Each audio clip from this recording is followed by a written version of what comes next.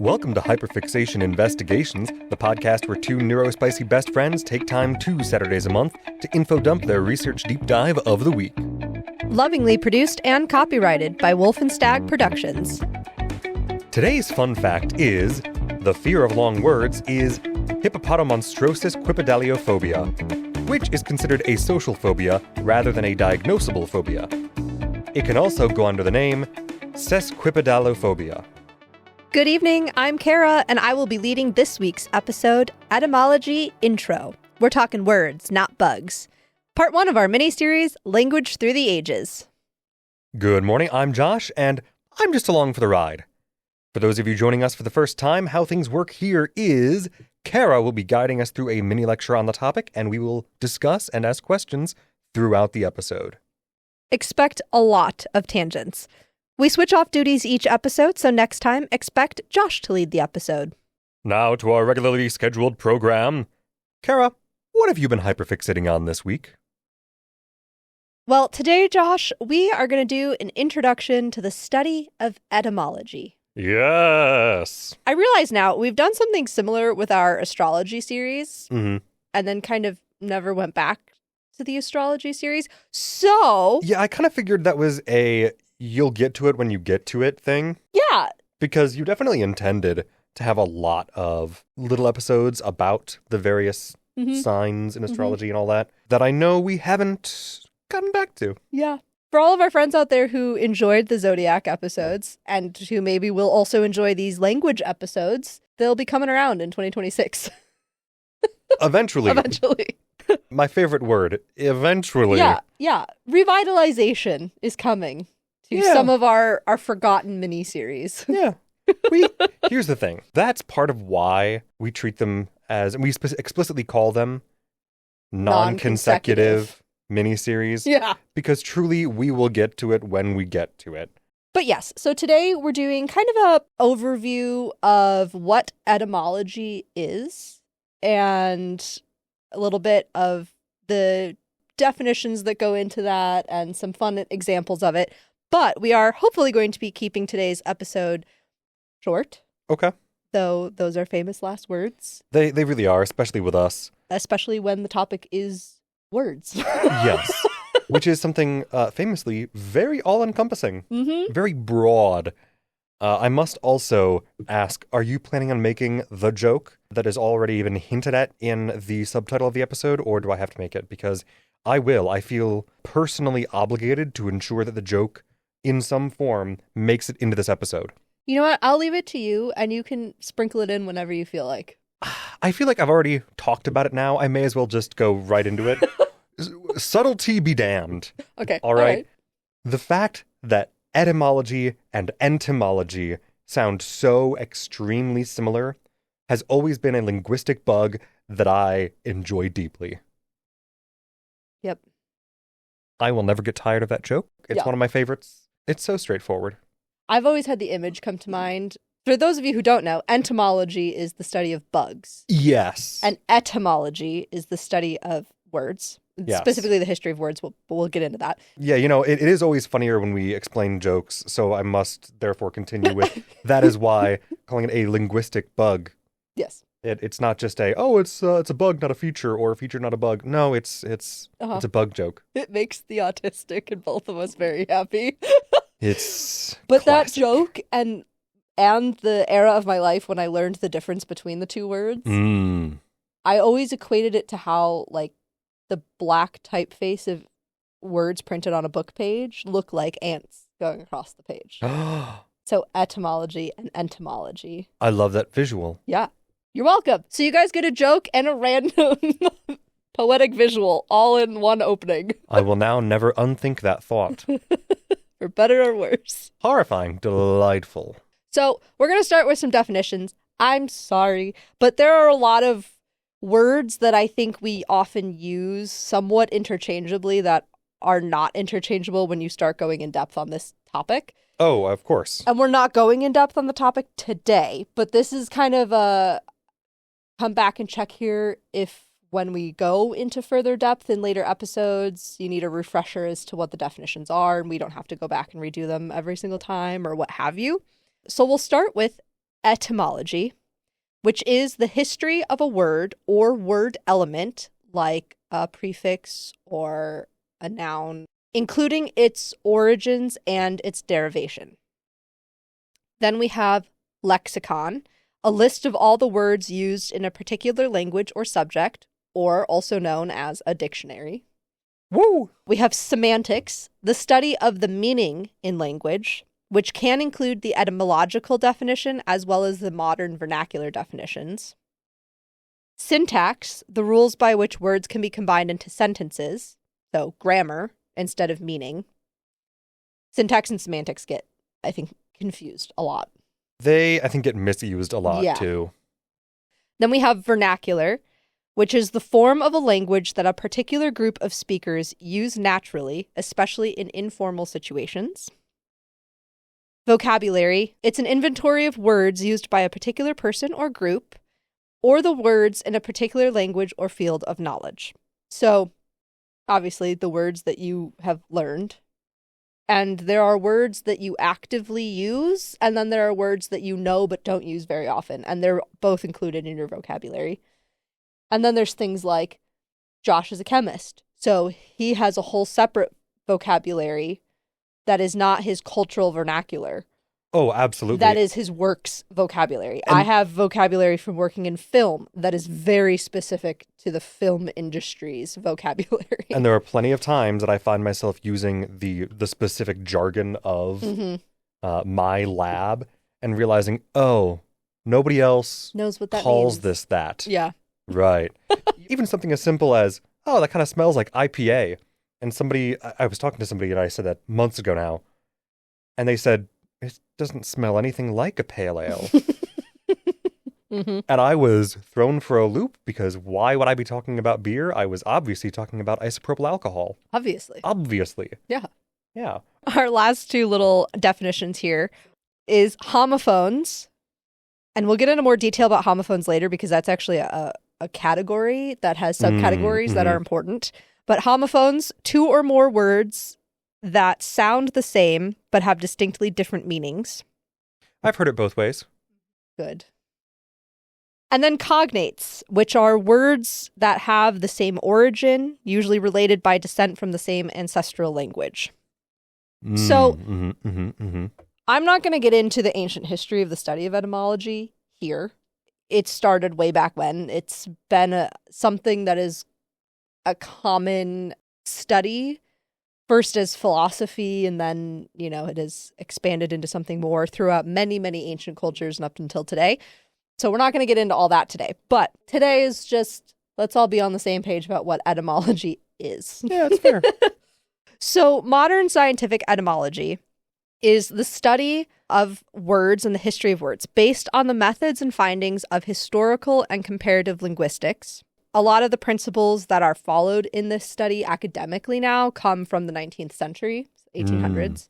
And the general principles, there are 5 of them, for what you include in present-day etymology are as follows. 1, the earliest form of a word or word element, which must be ascertained, as well as all parallel and related forms. So the Greek and the Latin prefix or word part aster in Latin and Greek came about in similar time periods. They have similar meanings, but they are technically etymologically different because one comes from Latin speaking and the other comes from Greek speaking. So there's that. There's also the sounds given to a word or word element, and they must be compared with the corresponding sound in the form from which is derived. So, modern English, when you're studying the etymology of a modern English word, there's a high likelihood there's going to be a Latin base in there somewhere. Usually. A word form in there, in some word, is going to be Latin based. So how do we pronounce that portion of the word compared to how it's pronounced in Latin? And it's especially muddled in English, considering how much English loves to borrow from other languages. But most of the languages it's borrowing from are also Latin origin. Yeah. So there's at least some common ground usually, but it's things get tricky Mm-hmm. real quick. And actually, that's something I kind of talk about a little bit in my episode, Oh, which interesting. we haven't recorded yet. We're recording out of order this month. Yes. I can't wait to hear about it. Yeah. Number 3, any deviation in the previously established phonetic correspondences of the language from which the word is a part must be plausibly and rationally explained. So if you're saying it differently, then you would expect to have an explanation why. Pretty much. Okay. At least as far as the study of the language goes. Mm-hmm. Yeah. That's fair. I'm trying to think of a good example off the top of my head. Pretty much any Latin-based words that are now in a Celtic language. We'll cover that pretty well. Number 4, any shift in meaning that has occurred in the historical transmission of the word that must also be explained. Sure. One such, it's more of a modern day interpretation versus the origins of the word would be like great. Oh, yeah. Because historically speaking, great just means large or big or in excess or impressive or something like that. Or something like awesome, where it originally meant that it literally inspired awe. Right. But now it's just kind of, cool. Historically, they don't have any inherent positivity attached to their meaning. Sure. Whereas now, awesome, amazing, great, especially in American English, tend to have very positive leaning connotations and uses. Yeah. Which is why, like, from the 1940s, I always remember this. There was Times Person of the Year was Adolf Hitler, 1 year. Oof. And they used the true definition of great, which is not positively leaning, but as somebody who has had an extraordinary impact on the world. That is horrifying. Yeah. You know, even as a marketing tactic to sell magazines to talk about the horrors that he inflicted, given the way that language and culture shifts. I hate that. I hate that so much. Mm-hmm. Oh. Yeah.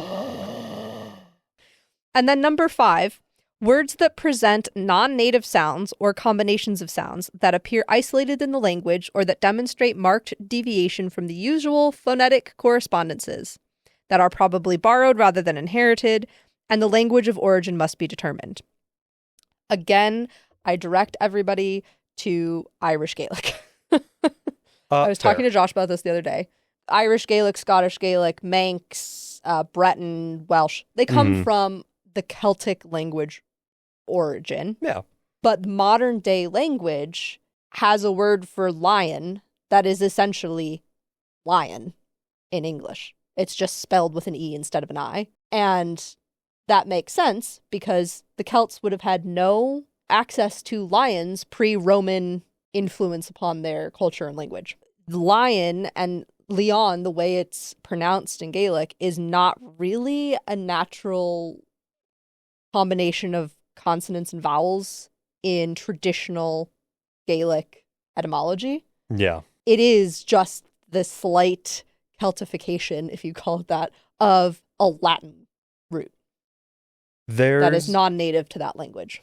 Yeah, it's very amusing seeing where that pops up in various languages. Oh, yeah. Because we have a friend who is learning Japanese. There are some words in particular that he's pointed out to us as being, oh, this word is basically just the same exact word as it is in English, just with a more Japanese pronunciation style. Well, and that's like a whole episode in and of itself is going to be modern words and how they've been added to the lexicons of different languages. Yeah, but it's fascinating to see how widespread, well, especially with the modern era and the globalization of communication technology, how quickly other languages adopt everyone else's words. Yeah. We need to be honest with the fact that Language Through the Ages as a mini-series is probably going to be our least mini-series. Because we both find language fascinating. Well, but the funny thing is, and it's like a never-ending topic, really. Yes, but the funny thing, too, is it will and has already appeared in so many of our other episodes. Yeah. In some form or another, and will continue to do so. Just because how do you talk about ancient religion without talking about the names of their gods and how those names have influenced what we call those holidays now? So anyway, those are kind of the 5 key areas that you study in etymology. If you've noticed one common theme amongst them, it is the historic roots of a word. It's not the modern interpretation of it or the modern meaning of it, though that may be influenced by your etymological study. It's the old shit. Yes. And that's why I made a point of defining etymological study versus vernacular versus semantics, because etymology in a lot of ways is more, you can be a little bit more logically based with it, whereas vernacular and semantics, you start to go into the sociological and the cultural influences on language. Not that those don't exist in etymological study, they do, but we're just working off of a slightly different balance beam. It is also cultural based. Mm-hmm. The way that language shifts just as a result of common use. We've got a couple of examples of that later that I think you're going to enjoy. Yeah. So the last part of this kind of opening section that I want to read to you guys, and I apologize, we all know I like to read things in their full form. Yeah. This is an abstract from chapter 22 of the Oxford Handbook of the World. And chapter 22 is the chapter on etymology. And the Oxford Educational Institution and all of that are largely considered like the place to go if you're trying to study etymology or linguistics or comparative languages or whatever in terms of resources. I mean, considering how long it's been around, yeah, that kind of makes sense. They're the kind of resource, and they have like a whole subscription and stuff. That is one of those academic subscriptions that I am tempted to get for myself. Oh, that's fair. You know, there's not many of them that I'm not willing to find a workaround or go through my alma mater and ask for their access or what have you as an alumnus, but I would just like to look at words all day long. We should point out that my parents also had me read the dictionary for fun as a child. No one is surprised by this. Nobody is surprised by this at all. No, not at all. Considering both of your parents and considering just the everything about you, yeah, that tracks. Yeah. Anyway, so this abstract is kind of a really good cohesive overview of etymology, and I just think it's worded beautifully, which you would hope. Etymology is an essential tool in tracing the origin and development of individual words. It is also indispensable for identifying, from a diachronic perspective, what the individual words of a language are, e.g., whether file, type of metal tool, and file, set of documents, share a common history or show different origins. However, words do not develop in isolation from one another. In extreme cases, complete lexical merger or lexical splits can occur. Such events can challenge the identification of words as entities with a single discrete history. Etymological method depends on an interaction between arguments based on word form and word meaning. Regular sound changes are a cornerstone of etymology. Analysis of regular sound correspondences between languages, resulting from the operation of sound changes earlier than the surviving written records, is at the heart of the historical comparative method, by which proto-languages such as Indo-European have been identified. Yes. I always think of, when you talk about sounds in etymology, the click languages. Yes. Which are just so freaking cool. Well, and it's... And part of the reason that I know I find languages that include a wide variety of click sounds in their... Because we have echolalia and we just like to do that all the time. Well... And would love it to just be in our natural language. Yes. But also because I find it fascinating to see how differently various languages can form, considering basically there is no Latin origin language which includes clicks to any noticeable degree. Mm-hmm. Well, and it even, I mean, as actors and vocal performers, you come into dialect training as well. And the use of like glottal and back of the throat G's and CH's in Russian and a lot of Eastern European languages. And even there's actually a lot of glottal and back of the throat G's and CH's in Gaelic and the different Gaelic languages compared to Latin forward languages that are much more in the front of your mouth and up in your face, you know, soundboard and stuff like that, instead of in the resonance chambers in the back of your throat. And as musicians and as performers, that's a big part of how you learn a dialect or how you sing in a language that is not your own, is learning those things as well, where those placements happen.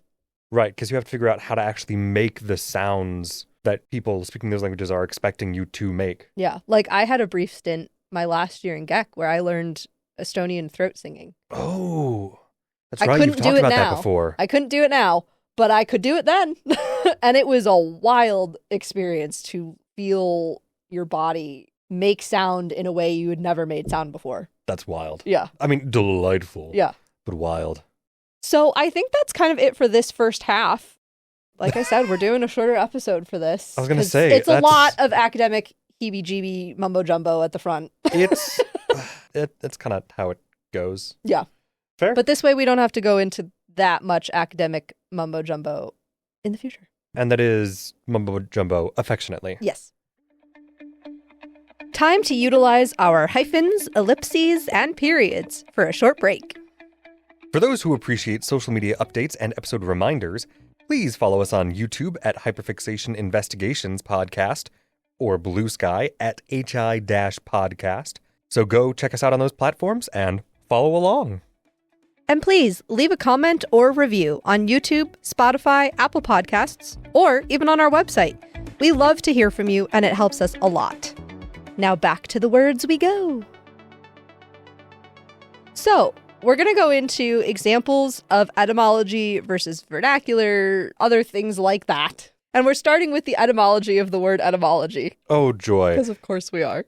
The word part, etym, E-T-Y-M, derives from etmon, E-T-Y-M-O-N, a classical Greek adverb that means true, real, or actual. And then we have ology, which is technically olig plus y, but we typically just put it together nowadays. Ology, which derives from the medieval Latin and Greek word logia, meaning the study of. It comes from the root of the Latin word legion, which means to speak, like the word lecture. Sure. So that is the etymology. And that's what we mean when we say etymology, is like that, those roots, the Latin, the Greek, the Indo-European. So when you look up a word in the dictionary or you Google it and it shows you a part of a word in italics and then from Latin, that's part of the bare bones etymology. Yes. And technically then that means etymology at its most basic linguistic structure means study of truth. Yeah. Love that. So let's go through the etymologies of a few other words that are oddballs. Is that a pun, or are you actually just saying no, they're strange? You'll find out. So the first one, orange. Ah. Yes. Yeah, that is an oddball, is it not? It is. The predecessor for the word orange includes the Middle French orange and the Sanskrit narangs s. Narang-s. But English didn't actually have a word for this color until, like, Chaucer. And really after Chaucer. Really after Chaucer. Okay. But Chaucer's kind of the first we start to have a history of trying to describe the color orange without the word orange. Oh, yeah. Chaucer. He's trying to describe a fox in his work, The Nun's Priest's Tale. Okay. And he chose the phrase betwixt yellow and reed, and the word giallo-red, or yellow-red, was a somewhat clumsy Old English construction that basically worked as the color between yellow and red. It's strangely evocative in how wildly direct it is. Yes. So the word orange itself derives most heavily, it seems, from the Sanskrit narangs, and then was adopted by Middle French into orange, which is how you pronounce it in French. Yeah, okay. And then became orange in Middle English. And it was really only after the fruit itself was brought to the European continent that it became a word in most of our languages. Right, which is why sometimes you'll hear people say that the color is named for the fruit, yes. Which is not entirely correct, but it's not incorrect. Right. The other one that we're going to go into is weird. So it really How is bizarre. It really is the oddballs. So the definition currently of the word weird is of strange or extraordinary character. Now this is, the theater nerds are going to love this. The word weird, generalized term for strange, unusual, out of character, it actually has more specific meanings in its older forms. Yes. So it derives from the Old English noun weird, W-Y-R-D, which meant fate or destiny. Yes. And there are some who will say that it actually came before Old English and was a part of Scottish Gaelic. Mm-hmm. By the 8th century, the plural weird, W-Y-R-D-E, had begun to appear in texts representing parse, which was the Latin name for the fates. Specifically, the 3 fates who spun, measured, and cut the thread of life. In the 15th and 16th centuries, Scottish authors began to employ word, W-E-R-D, or weird, W-E-I-R-D, as in the phrase weird sisters to refer to the fates. Yes. Which was then adopted by William Shakespeare in Macbeth, in which the weird sisters are the 3 witches who are the fates. And the subsequent use of weird as an adjective grew out of the reinterpretation of weird used by Shakespeare. Shakespeare and Chaucer, shape and language. Yep. The shape classics. and English. They just shaping English in particular. Yeah. Ugh. There's a whole list, and I got both of these off of it. I think it's a Mental Floss article. That wouldn't surprise me. That sounds like something they would have done. Yeah, I'll have it, of course, linked ago. in the resources page on our website. But fascinating mix of words that they chose for this article. I think like jumbo is on that list as well. Sorry, I don't think we've said what this list is. It's a list of words with really weird etymologies. Yes. Good. And whose meanings have shifted a lot. Or, so just some of them are weird histories, some of them are weird shifts in their meaning. But yeah, jumbo was one of them too, I remember. Nitpick, I think, was one of them. And yeah, these 2 words, we did get some of the etymological history of them. Sure. Yeah, Sanskrit and Old English and Scottish. But yeah, it's fascinating how words come to be and what words are made up by authors and then just become a part of vernaculars. And vocabularies and lexicons. It's fascinating to me too, which words, like weird, maintain various versions of their meaning over time, depending on the context. Yeah. Because being a huge fan of various fantasy novels and series growing up, I am familiar with some of the older versions of weird. Yeah. As a concept and as just the idea of fate even. Because there's I think I've mentioned this book series before on the podcast, but just because it's one of those fantasy like pulp series. Yes. The Elric of Melniboné series. That one of the books that some of these stories were eventually collected into was called The Weird of the White Wolf. The Fate of the White Wolf. Yes, exactly. Yes. But so it's very interesting seeing some of the more passé versions of words still finding use within modern contemporary literature. Yeah. And yet seeing them still shift further and further in our modern everyday use. Well, and as somebody, okay, so the other weird thing that my parents were more than supportive of me doing at a young age was learning First Folio, which is how to read and speak Shakespearean English. Yes. Because I was, in 3rd grade and bored and wanted to read the complete works. As every 3rd grader does. Yeah. Obviously. So truly, First Folio was my second language because it has its own grammatical rules. It has its own meanings to words. It is more similar to Middle English and Old English, but it's still its own... It is still technically thing. New English. Right. But how you read it and how you say it is tonally and structurally and emphasis for syllables and words. It has its own math and its own, structure to it. Yeah. And there are a lot of words that Shakespeare is responsible for and or stole and repurposed and is now responsible for. Yeah, and redefined. Yes. Saying, no, I'm going to use it in this context as a joke. Yeah. But then forevermore, it will be remembered as that meaning instead. I can't remember now what the specific example was from Midsummer Night's Dream, but there's a big one in Midsummer. The problem is there's so many, but it's also hard to remember specifically which ones because and I've sung too many. I've sung both versions of the opera as well as reading it, so they all kind of get jumbled. Yeah, in my brain. But yeah, our last two little sections here. I promise we're moving on. We're talking a little bit more in depth about homophones. Homophones, as I mentioned at the top, are two or more words that sound the same but have distinctly different meanings. Mm-hmm. You can then break homophones down into homographs and homonyms. So homographs are words that are spelled the same but have different meanings or sometimes different pronunciations. Sure.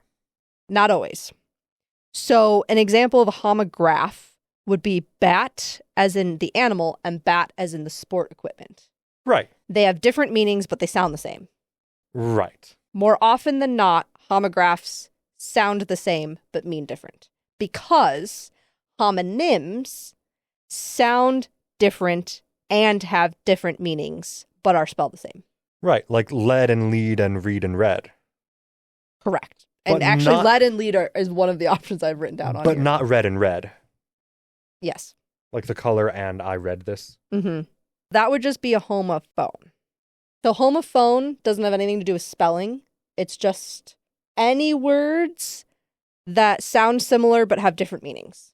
Read as in I read a book and red as in the color are homophones. Yes. Top category. Subcategory of homograph, same spellings, different meanings. The spelling must be the same for homograph. As well as homonyms. So homographs and homonyms must be spelled the same. And homographs, I know this is a lot. And homographs do not necessarily have different pronunciations. Yes.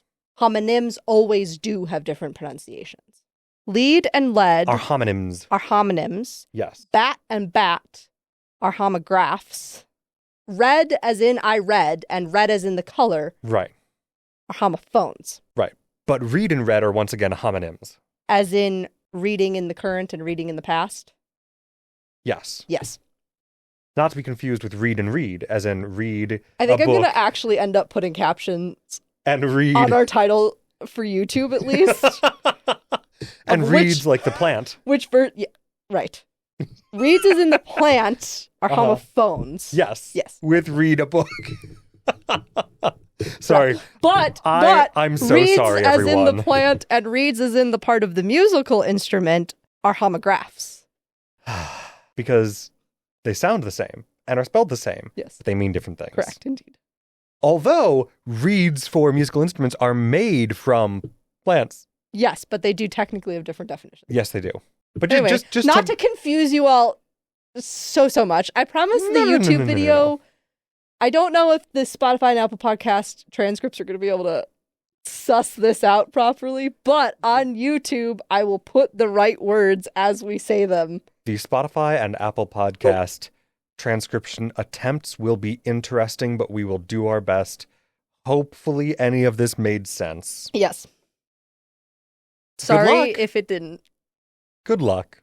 But we're trying. And I will try in the editing room to cut out the stuff that makes it worse. The extra stuff that makes it so much worse? Yeah.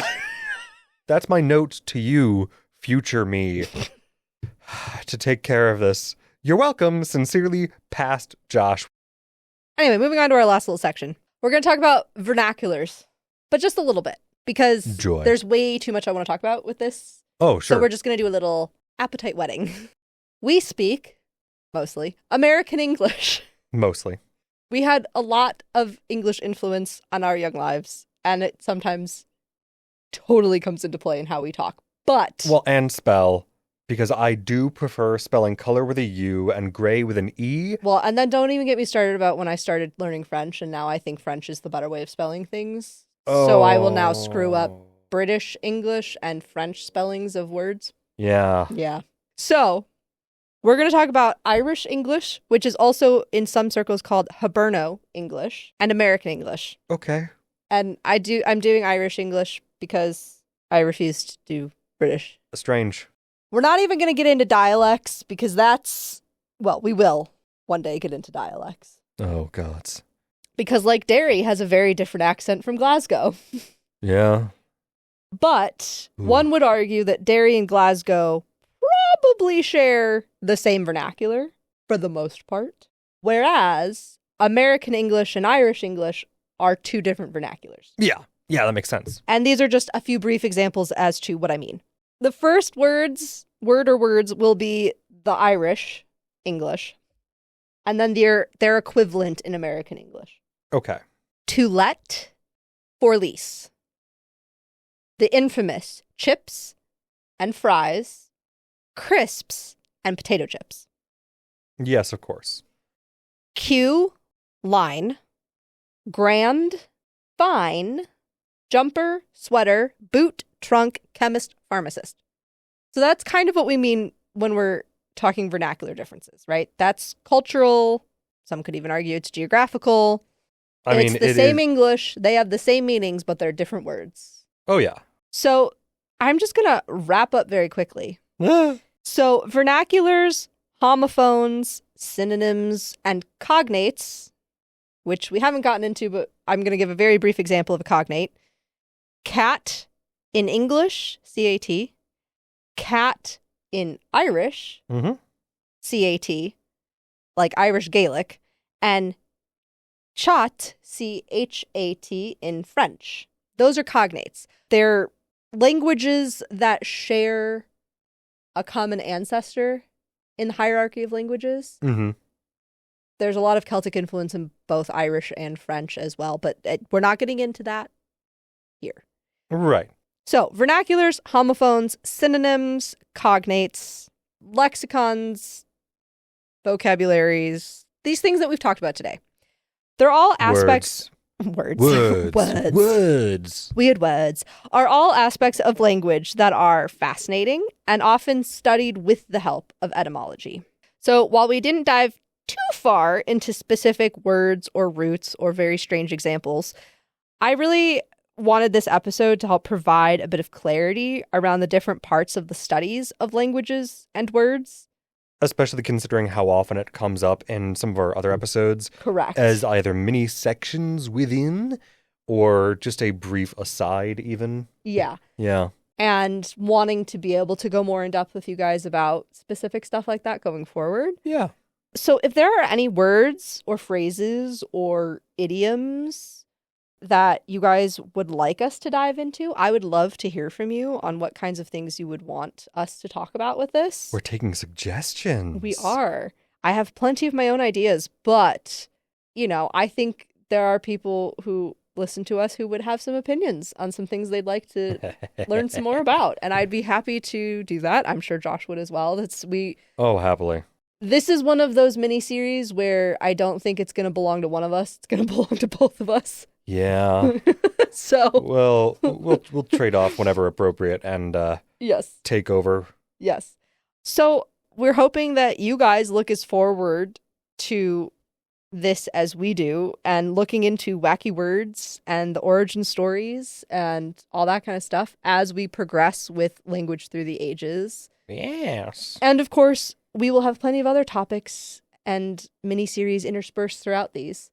But I think it's an area of study and of talking that we haven't formally dug into in the way we want to, and I think we're at a place now where we can. Yeah, I think it's fair. I feel it's perfectly appropriate to just have a brief definitional aside. Yes. About something we reference often. Indeed.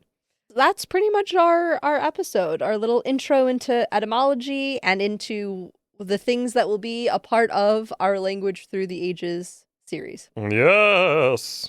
Yay!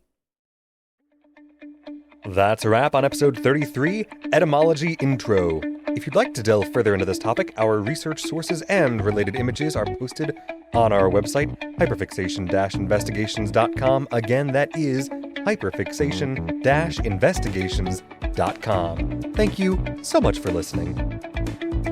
Follow us on social media for updates, and stay tuned on our various platforms and website for news and upcoming perks. See you next time, and remember, what's a little info dumping between friends?